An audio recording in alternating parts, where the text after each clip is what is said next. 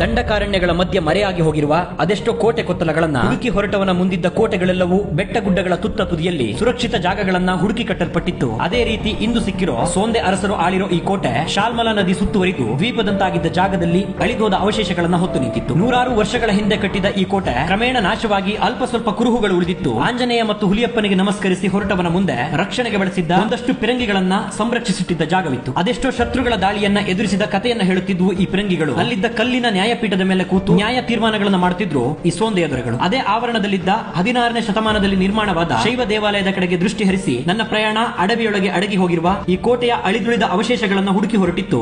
ಅನ್ವೇಷಣೆಯ ಆರಂಭದಲ್ಲೇ ಹಾಳು ಬಿದ್ದ ಬೃಹತ್ ಗಾತ್ರದ ಬಾವಿ ಸಿಕ್ಕಿತು. ಅದರ ಅಕ್ಕಪಕ್ಕದಲ್ಲೇ ಸ್ನಾನಗೃಹ ಮತ್ತು ಶೌಚಾಲಯದ ರೀತಿಯ ರಚನೆಗಳಿದ್ದವು. ಬಹುಶಃ ದೊರೆಗಳ ಕುಟುಂಬದ ಬಳಕೆಗೆ ನಿರ್ಮಿಸಿದ್ದಾಗಿರಬಹುದು. ಅಲ್ಲೇ ಸಮೀಪದಲ್ಲಿದ್ದ ಸುರಂಗದ ರೀತಿಯ ರಚನೆಯ ಬಗ್ಗೆ ಸ್ಪಷ್ಟವಾಗಿ ತಿಳಿಯದೇ ಇದ್ದರೂ ಅದು ಅರಮನೆಯಿಂದ ನಿರ್ಗಮಿಸುವ ರಹಸ್ಯ ಮಾರ್ಗವಾಗಿರಬಹುದು. ಅವೆಲ್ಲವನ್ನ ನೋಡಿ ಮುಗಿಸಿ ಹುಡುಕಾಟದ ಪ್ರಯಾಣವನ್ನ ಮುಂದುವರಿಸಿ ಈ ಕೋಟೆಯ ಇತಿಹಾಸದ ಬಗ್ಗೆ ಕೆದಕುತ್ತಾ ಹೋದರೆ 15ನೇ ಶತಮಾನದಲ್ಲಿ ವಿಜಯನಗರದ ಸಾಮಂತರಾಗಿದ್ದ ಸೋಂದೆಯ ದೊರೆ ಅರಸಪ್ಪ ನಾಯಕ ಈ ಸದೃಢ ಕೋಟೆಯನ್ನ ಕಟ್ಟಿಸ್ತಾರೆ. ನಂತರ 8 ಸೋಂದೆಯ ದೊರೆಗಳು ಇಲ್ಲಿ ಆಳ್ವಿಕೆಯನ್ನ ನಡೆಸ್ತಾರೆ. 1763ರಲ್ಲಿ ಈ ಕೋಟೆ ಹೈದರಾಲಿಯ ಭೀಕರ ದಾಳಿಗೆ ತುತ್ತಾಗುತ್ತೆ. ನಿಸರ್ಗದೊಳಗೆ ನಿರ್ಮಿಸಿದ್ದ ಈ ಸುಂದರ ಕೋಟೆ ನೆಲಸಮವಾಗಿ ಹೋಗುತ್ತೆ. ಗತಿಸಿದ ಇದರ ಇತಿಹಾಸದ ಯೋಚನೆಯಲ್ಲಿ ಹೆಜ್ಜೆ ಹಾಕಿದವನಿಗೆ ಅಲ್ಲಲ್ಲಿ ಅರಮನೆಯ ನೆಲಗಟ್ಟುಗಳು, ಹಾಳು ಬಿದ್ದ ಬಾವಿಗಳು, ವೀರಗಲ್ಲುಗಳು, ಸೈನಿಕರ ಸಮಾಧಿಗಳು, ಕುದುರೆ ಮತ್ತು ಆನೆಗಳಿಗೆ ನೀರುಡುತ್ತಿದ್ದ ಕಲ್ಲಿನ ತೊಟ್ಟಿಗಳು ಸಿಕ್ಕವು. ಈ ಅರಣ್ಯದ ಮಧ್ಯದಲ್ಲಿ ಸಿಕ್ಕ ಕಲ್ಲು ಮತ್ತು ಮಣ್ಣುಗಳಿಂದ ನಿರ್ಮಾಣವಾಗಿದ್ದ ದೈತ್ಯ ಕಂಬದ ಕಡೆಗೆ ನಡೆದಾಗ ಅದೇನಿರಬಹುದು ಎಂಬ ಕಲ್ಪನೆಗಳು ಬರದಾದವು. ಹಿಂದಿರುಗೋ ಹೊತ್ತಿಗೆ ಮತ್ತೊಂದು ದೈತ್ಯಕಾರದ ಪಿರಂಗಿ ಸಿಕ್ಕಿತ್ತು. ಈ ರೀತಿಯ ಪಿರಂಗಿಗಳಿದ್ರು, ಸುತ್ತುವರಿದ ನದಿಯಂಚಲ್ಲಿ ಸದೃಢ ಕಲ್ಲಿನ ಗೋಡೆಗಳಿದ್ರು, ಸೇನಾಬಲವಿದ್ರು.